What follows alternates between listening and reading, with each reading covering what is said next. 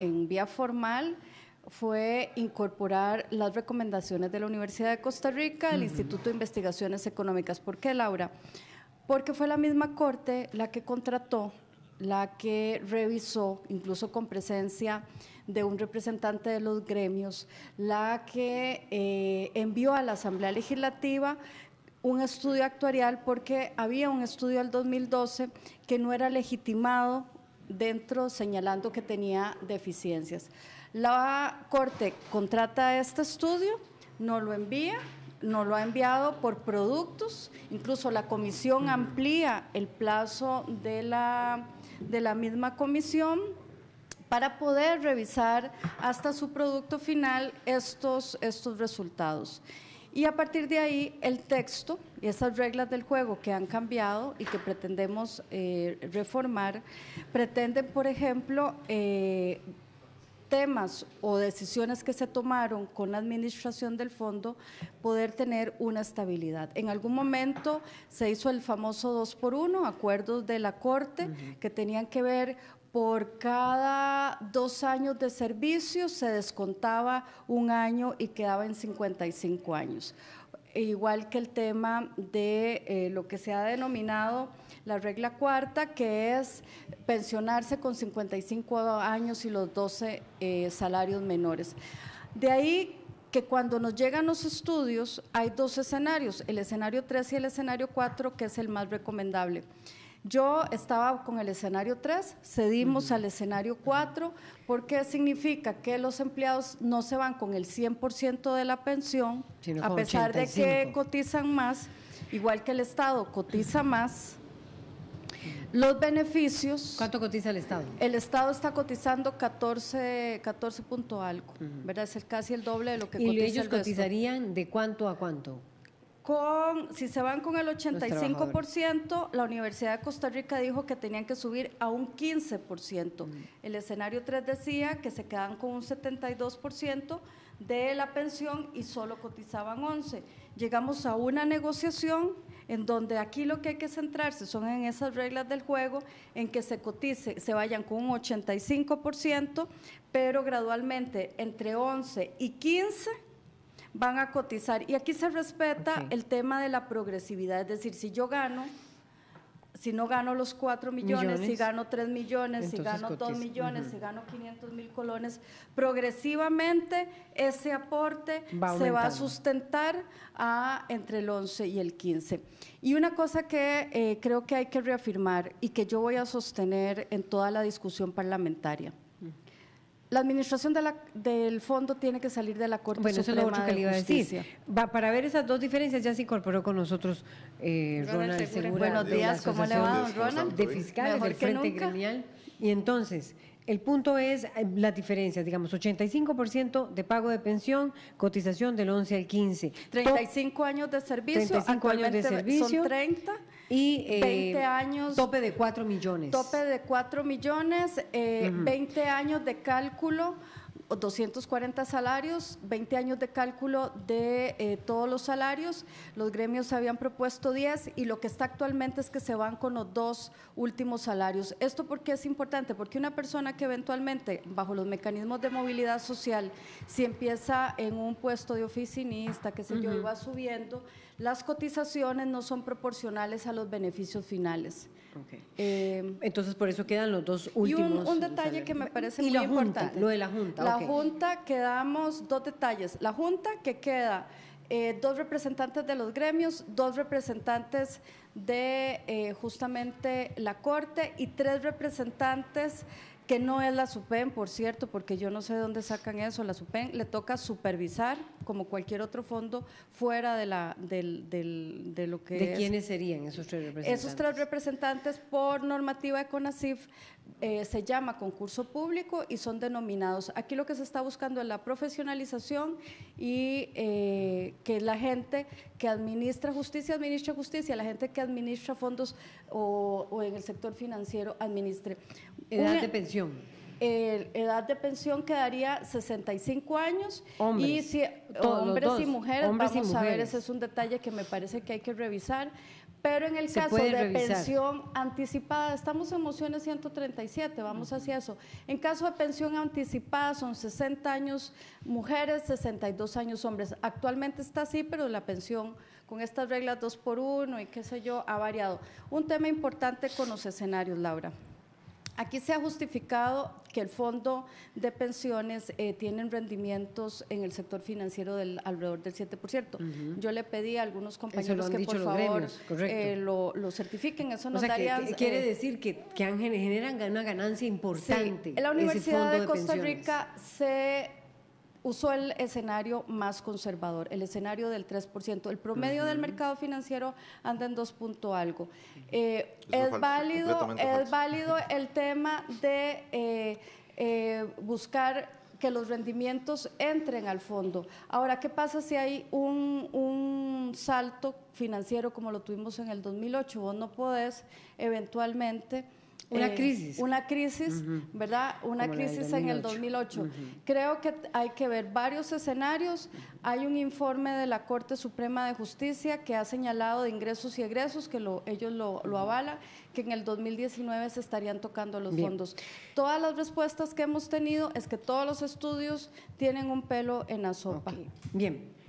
Vamos entonces. Sí, con Ronald Segura, la sección de esta propuesta, ¿cómo la ven? Dice Marcela. La diferencia entre la de ustedes, que también la propuesta. Y dice Marcela Guerrero, voy a meterme por ahí, que puede analizarse el tema de la edad, que me parece se está viendo por parte de los diputados de Liberación Nacional aparte. Sí, vamos por partes, porque doña Marcela había hablado muchas cosas y la mayoría sin sustento. Ella dice que en el sector financiero el rendimiento es del 2%. Eso es completamente falso. Si nos vamos al rendimiento de lo que son las operadoras privadas de pensiones, tienen al día de hoy un rendimiento histórico del 12% desde el año 2000 que se crean. Entra en vigencia prácticamente la ley en el año 2001 y el rendimiento histórico ha sido del 12%. En el estudio de la OCR, y doña Marcela lo conoce bien, primero hay un grave defecto y es que se contrató personas ligadas a operadoras de pensiones privadas. Esa es una denuncia que ya puso don Jorge Arguedas ante la Universidad de Costa Rica y que eventualmente pues, va a seguirse investigando en las instancias que corresponda. ¿Por qué? Porque ya eso hay un sesgo ideológico muy importante. O sea, ¿usted cree que podría beneficiar a las operadoras privadas? Claro, porque eso es lo que están haciendo en estos momentos, se está beneficiando a las operadoras privadas. Segundo… ¿Y ustedes pretenden que lo opere quién? ¿El Poder Judicial? El Poder Judicial, porque así lo hace JUPEMA. Mire, la Junta de Pensiones del Magisterio, que es el otro régimen de reparto que está fuera del IBM, no tiene directores externos. Yo hablé incluso con el ministro de Trabajo la semana pasada, el viernes, que es del gobierno del PAC, hablemoslo claramente. Tiene 25 años, del Fondo de Capitalización y de la JUPEMA, de la Junta de Pensiones del Magisterio Nacional. Exactamente, porque me dice Alfredo, mire… SUPEN ha tratado de meternos directores a nosotros, dice, y nosotros le hemos dicho que por gobierno corporativo, es cierto, tenemos que tener asesores de inversiones y riesgo fuera, pero no directores, porque el fondo es de los trabajadores, el fondo no es un fondo que se creó de entes privados. Entonces, hay algo muy importante ahí, digamos. Primero, que esta reforma se hizo completamente inconsulta. Y eso hablemoslo claro. Vamos a explicarle a la gente cómo fue el proceso. El 30 de junio del 2016, y ahí no estaba doña Marcela, porque doña Marcela no era la jefe de fracción, pero estaba don Henry Mora, se accede. Nosotros accedimos para que el gobierno tuviera otros proyectos que aprobar, porque esa era una exigencia de la unidad y el movimiento libertario. Uno de ellos, el tope a las pensiones de los políticos, donde no cotizan y les daban pensiones muy altas. Hay varios proyectos de tope de pensiones. Entonces, accedimos a que el proyecto nuestro se fuera con el acuerdo de los diputados, y aquí es muy importante, el acuerdo, el compromiso de todas las fracciones, de que el proyecto que se iba a conocer es el de los gremios. Pero los magistrados no han estado de acuerdo, Ronald Segura, sí, ¿verdad? No, con sí, los topes a 4 millones. Eso se accedió. Ellos han querido 7, después 6. No, digamos, eso se accedió para que el proyecto entrara, el de los gremios. Estamos hablando porque hay dos proyectos, correcto. Corte y gremios. El de ustedes sí es de 4.8. Entonces, desde junio del año pasado hasta abril de este año se conoció el proyecto nosotros. La Asamblea dice, con la total falta de transparencia que los ha caracterizado, y aquí está doña Marcela, se lo digo de frente, total falta de transparencia. Dice la Asamblea, le vamos a dar una audiencia a SUPEN para que venga a hablar sobre el proyecto de ustedes. La gente va a la Asamblea, y eso no era audiencia, SUPEN llegó con un proyecto y lo presentaron. O sea, imagínense que es una audiencia a una entidad que es interesada, y dice, se le va a dar una audiencia a SUPEN para que hable sobre el proyecto de ustedes, y ese día llegó con otro proyecto, con un proyecto nefasto que cerraba el fondo de pensiones, lo trasladaba a presupuesto nacional, y el resto se iba claramente para operadoras privadas y la caja. Eso pasó hasta el miércoles pasado. El miércoles pasado se logra sacar su PEN, bueno, y con un asunto importante ahí. Vea si había mala fe de esta comisión, que el proyecto de gremios, que fue por el cual se le dio 208 bis, nunca lo publicaron, porque no tenían nunca interés en conocerlo. Ese proyecto no lo publicaron. El de ustedes. Ese nunca lo publicaron, la Asamblea nunca lo mandó a publicar. Entonces meten su PEN 1, hablemoslo claramente, su PEN 1, y hasta el miércoles pasado dijeron, ya vieron que era inviable porque todo el país se les iba a venir encima, nadie está de acuerdo en cargarle al presupuesto nacional las pensiones y nadie está de acuerdo con quitarle 10.000 millones a la caja que esta señora le quería quitar y los demás diputados. Entonces, el miércoles en la noche sacaron ese proyecto y dijeron, bueno, los días que nos quedan vamos a construir un proyecto. Y ayer me daba risa escuchar a doña Sandra Piz porque ya, y los políticos tienen mucha habilidad. Entonces decía en la asamblea, no, esto se le consultó a los gremios. Eso no es cierto, señores. El miércoles lo sacaron, dijeron, vamos a sentarnos a construir un proyecto. El jueves, que sesionaba la comisión a las 6, habían fijado viernes para sesionar, ¿qué era lo que la gente esperaba? Bueno, que ese jueves se llegara, se presentaran ahí a redactar un proyecto. No, el proyecto ya lo tenían. No se permitió ningún tipo de introducción de modificaciones a ese proyecto y en 5 minutos lo dictaminaron. Y por ahí decía el asesor de don Jorge, mire, en realidad yo pensé cuando que venía para un congreso y me doy cuenta que es un lugar donde se manejan los intereses más oscuros, decía él, y eso lo publicó él. Y me parece que eso es lo que el país tiene que entender, o sea, este proyecto que se está haciendo va contrario a todo el discurso que ha dicho doña Marcela. Doña Marcela ha dicho el Poder Judicial no administra bien el fondo, ha dicho ese fondo necesita mejores rendimientos, pero ¿qué hace? Todo lo contrario, se lo da al sector financiero privado, porque eso es lo único que permite, y así está en el proyecto de ley, dice, se regirá por el artículo 60, la Ley de Protección al Trabajador, y el artículo 60, inciso 3, dice claramente, solo se podrá invertir en títulos del mercado de valores. Entonces, no se pueden invertir ni en préstamos para empleados, ni en infraestructura. Y eso es lo más importante de este proyecto. Pregunto, ¿el del Magisterio Nacional permite ese tipo de inversiones? Por supuesto que sí, por eso tienen una rentabilidad ahorita del 7.92 histórica. Nosotros tenemos, y eso es algo importante que hemos pedido, porque se ha dicho, mire, el estudio de UCR está mal, y está mal por varias cosas. Primero, porque el rendimiento de todos los fondos es mayor, es 12%, si vemos OPEMAS el 7.98%, pero ¿qué hace la UCR? Imagínense, ve lo que hacen, y esto hay que decírselo al país. Para mostrar malos resultados del fondo de la Corte, comienzan y toman el plazo del 2008 al 2014. O sea, nos toman a nosotros el año de la crisis, y ahorita doña Marcela lo está diciendo acá. Por supuesto que doña Marcela en esto yo creo que es un conejillo de indias, porque lo que hay detrás de esto son intereses económicos muy importantes. Y claramente hay intereses de llevarse estos 500.000 millones al sector privado. Ya yo lo he dicho muy claramente, ¿quién se beneficia aquí? Los bancos privados que operan en bolsa, reciben fondos, pagan un 6, un 7%, y después en créditos de consumo, tarjetas de crédito, ahí está Credomatic, ahí está Vivienda, ahí está Scotiabank, recogen estos fondos, nos pagan un 6 y se lo prestan al mismo trabajador a tasas del 40, 50, hasta 68% que tienen algunas tarjetas en el país. Entonces, ¿ustedes quieren seguir teniendo el fondo de capitalización como un fondo de capitalización? El fondo tiene que administrarlo el Poder Judicial. La gente diría, ¿por qué lo debe tener el Poder Judicial si ha habido un manejo inadecuado del fondo anteriormente? Eso no es cierto, hoy digamos. Tiene un problema deficitario. No, eso hay que explicarlo bien. Del Frente Gremial del Poder Judicial. Porque eso es muy importante. El fondo no ha tenido problemas de administración. Y si doña Marcela lo dice, que nos presente una denuncia acá que haya habido sobre mala administración del fondo. Eso no es cierto. El fondo no ha tenido problemas deficitarios, eso es una completa mentira. El fondo tiene 78 años y nunca se ha visto un proyecto ahí en la Asamblea diciendo, pásenle 500.000 colones al fondo del Poder Judicial para que pague pensiones, eso no es cierto. El fondo, ¿qué es lo que pasó? Antes del 2012 tenía una gran cantidad de dinero invertido en TUDES, por supuesto que la crisis del 2008 afectó a todo el mundo en general. Pero el fondo, ¿invertido en qué? En TUDES, que son unos títulos del Banco Nacional, Unidades de Desarrollo. Okay. Entonces, ¿qué pasó en el año 2012? Cuando nosotros agarramos por primera vez interés en todo este fondo.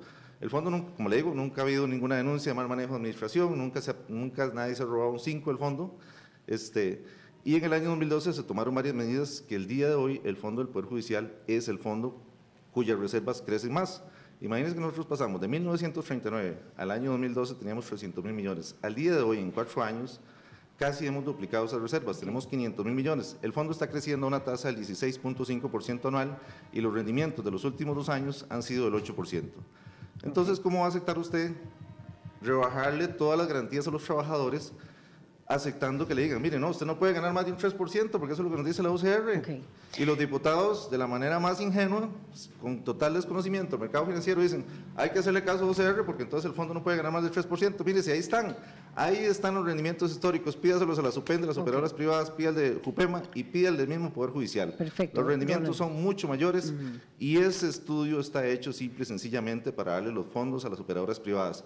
Porque si la idea es que el fondo sea sostenible, si la idea es que el fondo tenga buenos rendimientos, hay que permitirle prestar a tasas activas, que son préstamos directos a los trabajadores y préstamos para infraestructura, que eso tiene dos beneficios importantes también. Se reduce el presupuesto. Ahorita el gobierno anda buscando plata porque eso no hay presupuesto, pero resulta que nosotros alquilamos edificios por 17.000 millones al año y no vamos a poder reducir eso porque no vamos a poder construir con nuestro fondo los edificios que necesitamos, porque esta señora y estos otros diputados nos amarraron a que solo tenemos que prestárselo a la bolsa. Marcela Guerrero. Quieren entregar el fondo a la banca privada. A mí, a esta altura, todos los estudios, ya yo estoy acostumbrada a que descalifiquen todos los estudios. Me pasa mucho además con el tema del sector de movilidad. Hay 20 estudios y todos los descalifican porque justamente sacan de la zona de confort condiciones que ya son insostenibles.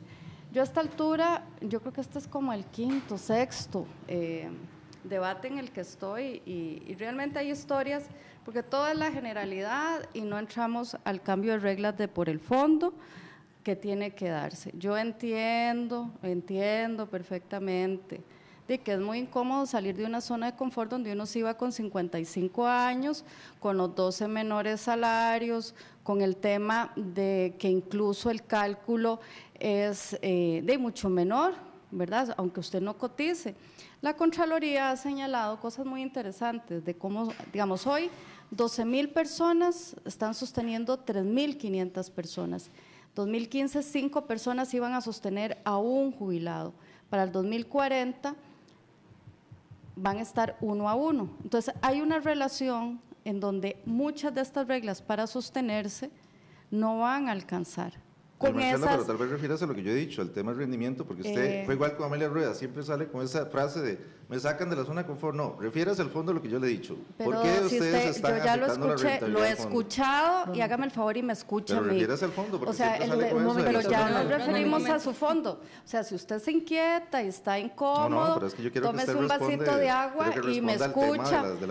Yo lo he escuchado, sea respetuoso, usted es una persona muy respetuosa. Se va al cuerpo de las personas porque no tiene argumentos también. Y yo no voy a entrar, ahí están las actas de la Asamblea, vayan, lean las actas de la Asamblea y ahí están, no señor, ustedes, o sea, particularmente usted, se lo voy a decir, particularmente usted es una persona irrespetuosa. Voy a hablar cuando tenga que hablar y ya lo he dicho. Y ya deje de faltarle el respeto a los diputados. Que usted esté de acuerdo o no esté de acuerdo, señora, tiene que faltarle, deje de faltarle el respeto a los diputados. Ya le dije, un momentito, por favor, estuve señalando que efectivamente la universidad tiene un 3%. Tráigame, o la SUPEN se le pide los rendimientos.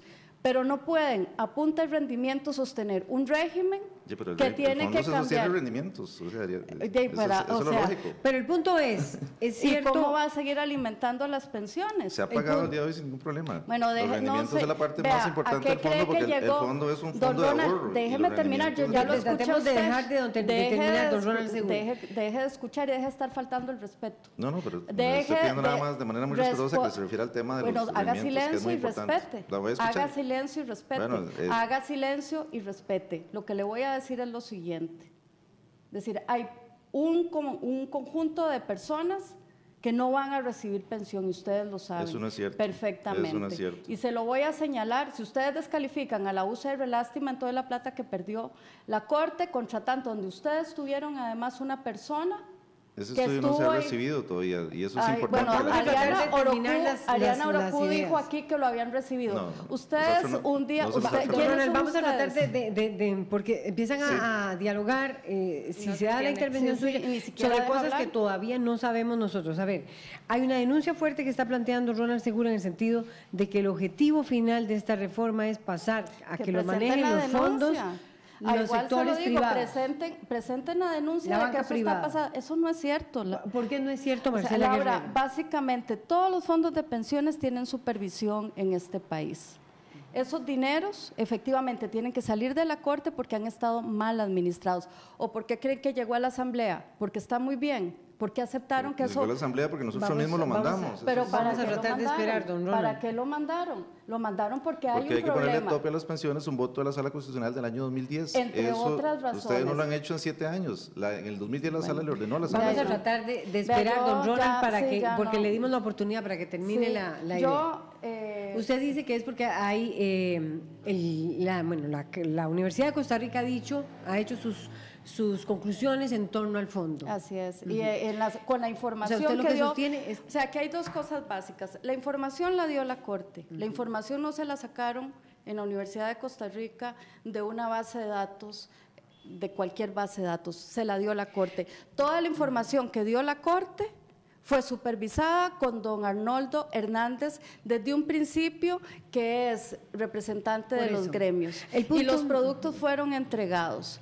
Si había deficiencias sobre ese estudio técnico, debieron de haber en el camino señalado cuáles eran las deficiencias, no ahora que nos hicieron incluso 2 veces ampliar el plazo de la comisión, nosotros de buena fe esperando el fondo, los avalúos, del fondo y los resultados para poder sostener. Ahora salen con el tema del rendimiento. Por eso, por 10 años el cálculo, ¿cuál era el texto de los gremios? 10 años el cálculo, no los 20 años como cualquier régimen.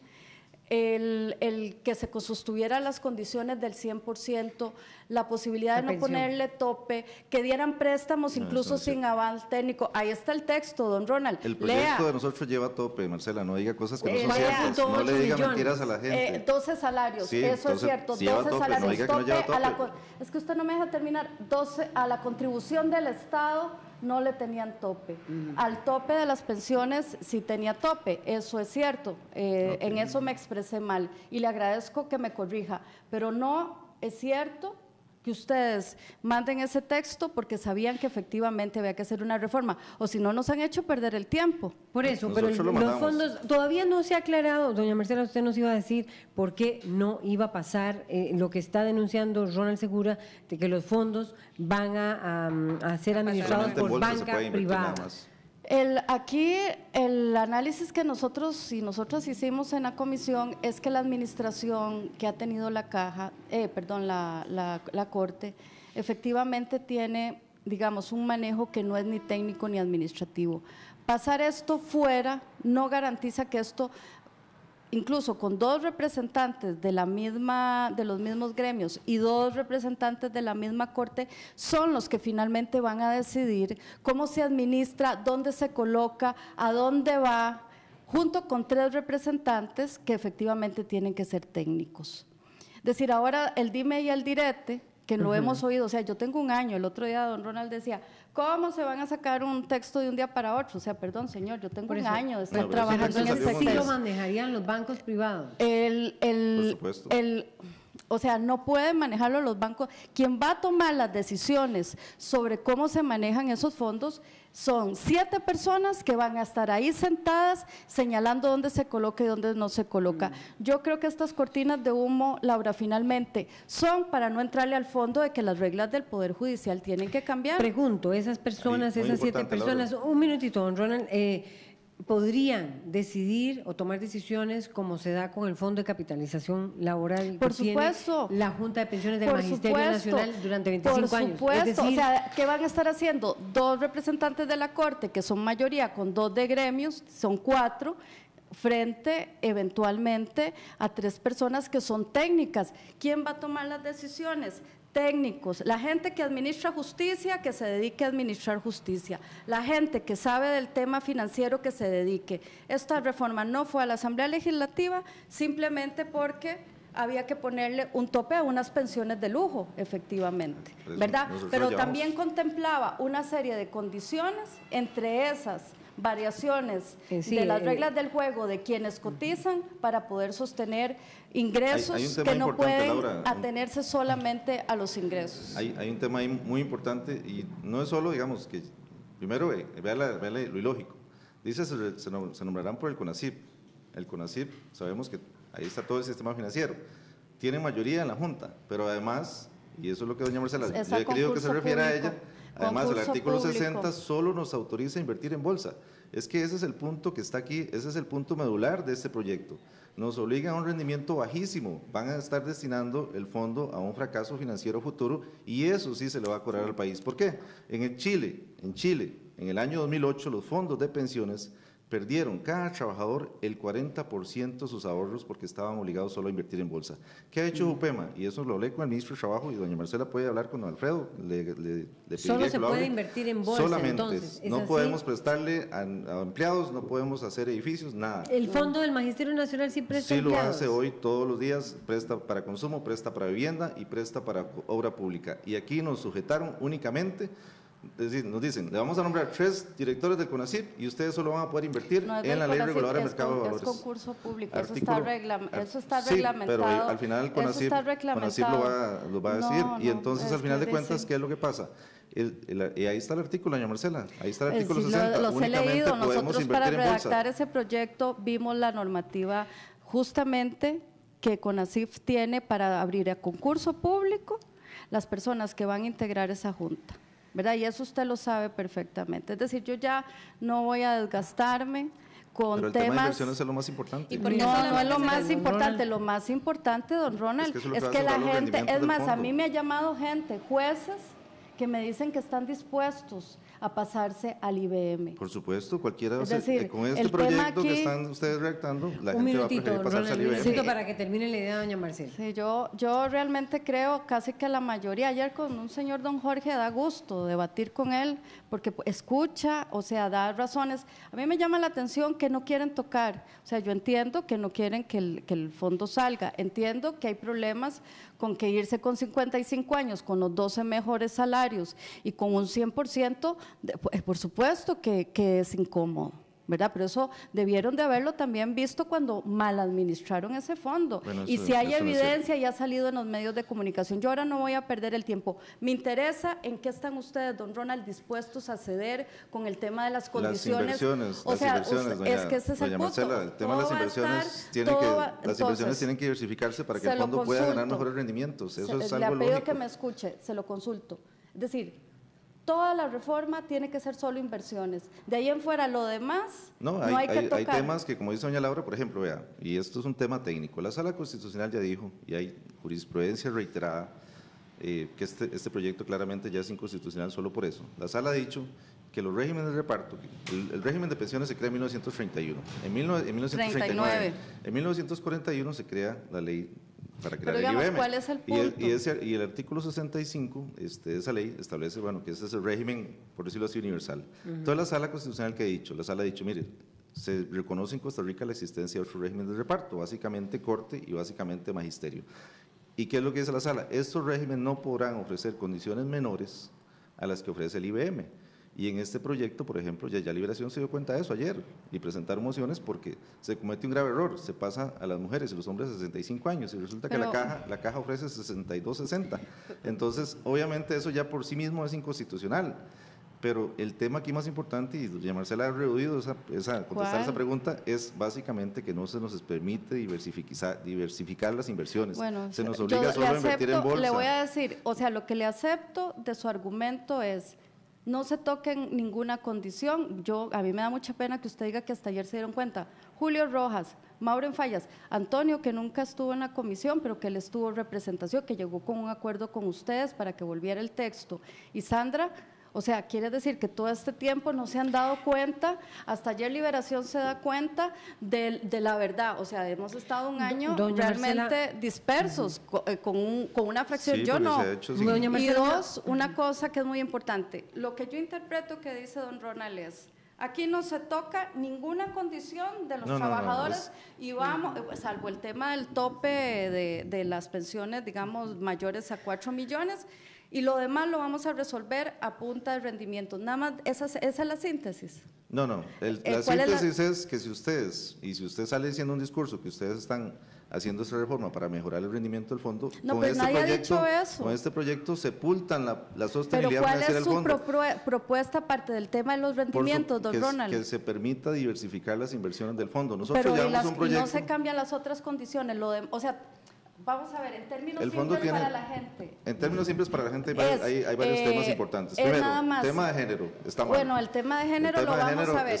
Pero la edad, es de la edad de pensión. Es de la edad de para pensión. Hombres, mujeres. Para pensión anticipada se está tomando en cuenta. Pero lo que yo quiero entenderle simplemente es, ceteris paribus, todo se mantiene constante en las condiciones actuales, excepto que todo se maneje con los fondos, pero para entenderlo, es que yo no sé si usted... Si quiere me deja hablar y yo le explico qué es lo que queremos. Sí, claro, pero se lo voy a preguntar para que me conteste sí o no, porque luego sale con el artículo, o sea, vámonos con las inversiones nada más que coloquemos, que si diversifique, que lo diversifican.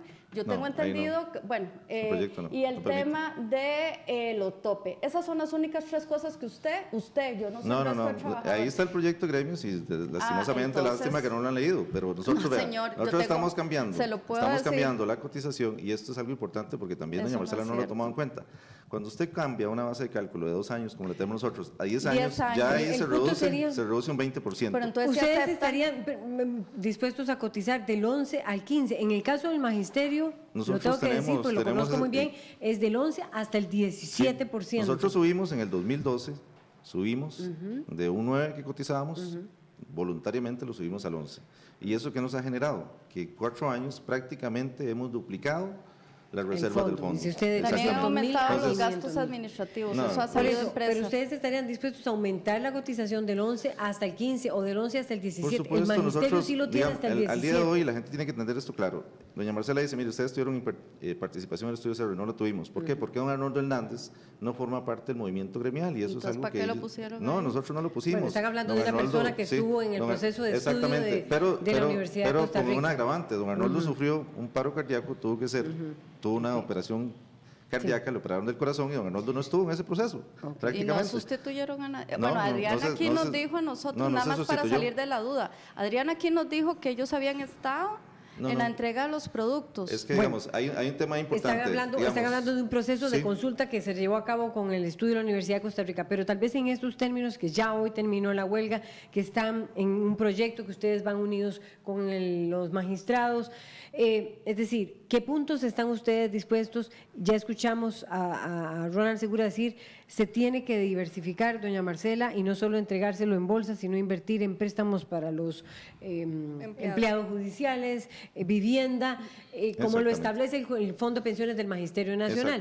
La pregunta es también a Ronald, ¿ustedes estarían dispuestos, como el del Magisterio Nacional, a cotizar del 11 hasta el 17 dependiendo del salario o del 11 al 15 como están proponiendo los legisladores? Ya incluso la ley orgánica del Poder Judicial tiene eso previsto. Por eso es que nosotros hicimos ese aumento sin necesidad de ninguna reforma legal. En el cambio de la edad de pensión. En el cambio de la edad de pensión también, digamos, siempre se les dijo, no hay problema que podamos subir a 60, 62, pero que se dejen posibilidades. Actualmente no es cierto que está en 60, 62. En el proyecto lo llamamos 60. Actualmente en la ley. Sí, y no se aplica. No, es que hay un tema, Marcela, aquí importante. Recuérdese que en el 92 hizo una reforma a la ley de pensiones. Entonces, la gente que estaba antes del 92, igual que en el magisterio, se les permitió conservar las condiciones que tenían en ese momento. Entonces, hay una camada de cerca de, ahorita queda menos de 300 funcionarios, que se pensionan por 30 años de servicio. ¿Por qué? Porque eso era antes de la... Como sucedía con el Magisterio Exactamente, Nacional, antes de la ley marco de pensiones, que el Magisterio también les conservaron esos derechos. Entonces se hace mucha bulla y se le dice a la gente, mire, es que aquí se pensionan jóvenes. No, eso no es cierto, es que eso fue... Cuando se hizo la ley marco de pensiones en el año 92, hubo un grupo de personas... Y el 2 por 1, nada más déjame entender, el 2 por 1 y la regla 4. El 2 por 1 es por cada año de servicio se le descontaba uno y se iban con 55.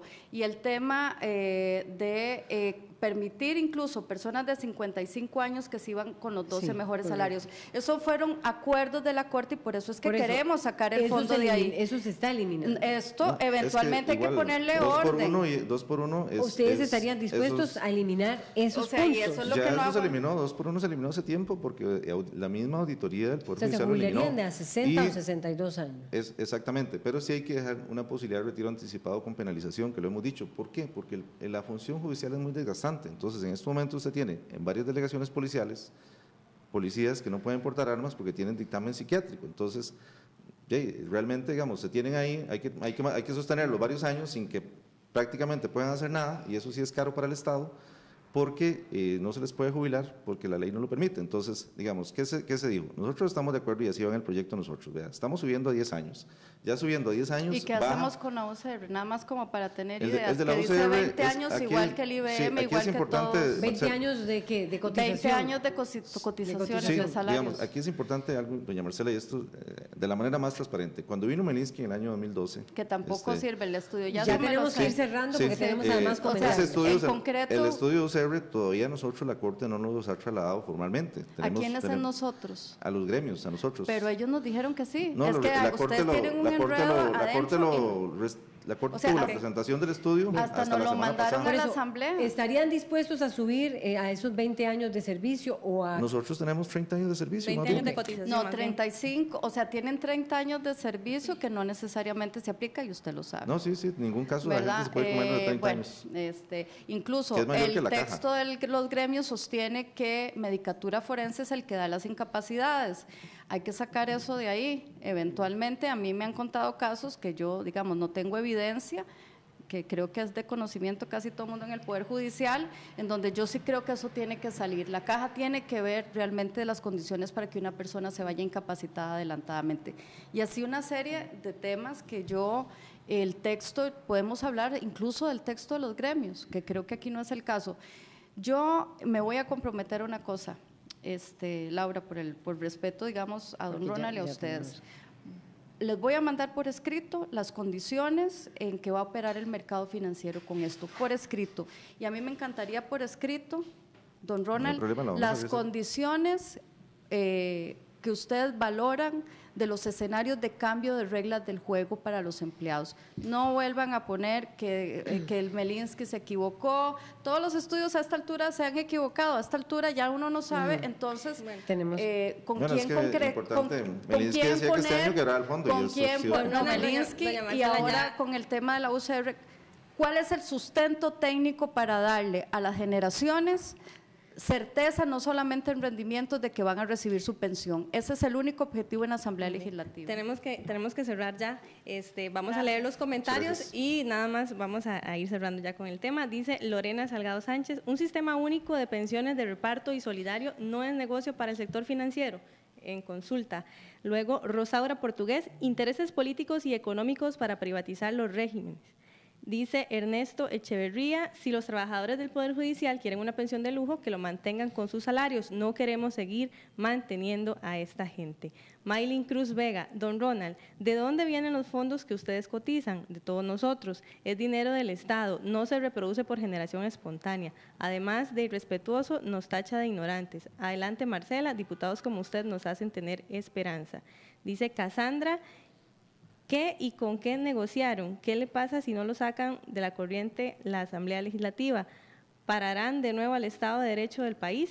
Y Carlos Prendiz dice que se invierta el fondo de pensiones del Poder Judicial solo en bolsa de valores, es destinarlo a la quiebra y limitarlo. Esos son yo me voy a comprometer con este programa a ver las condiciones de inversión, porque yo creo que ya hay que concretar cuál es la ruta de estos fondos, qué es lo que está pasando con el régimen de pensiones y cuáles son las reacciones que le va a dar sostenibilidad a una reforma, porque si no hemos perdido el tiempo en la Asamblea Legislativa, sinceramente. Perfecto. El tema de inversiones sí es un tema muy importante, porque digamos, si lo limitan solo a bolsa, el fondo no va a poder obtener los rendimientos a futuro.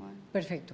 Muchas gracias a Ronald Segura del Frente Gremial del Poder Judicial y a Marcela Guerrero, diputada Disculpe, de la pero yo soy muy Comisión apasionado Legislativa. con estos debates.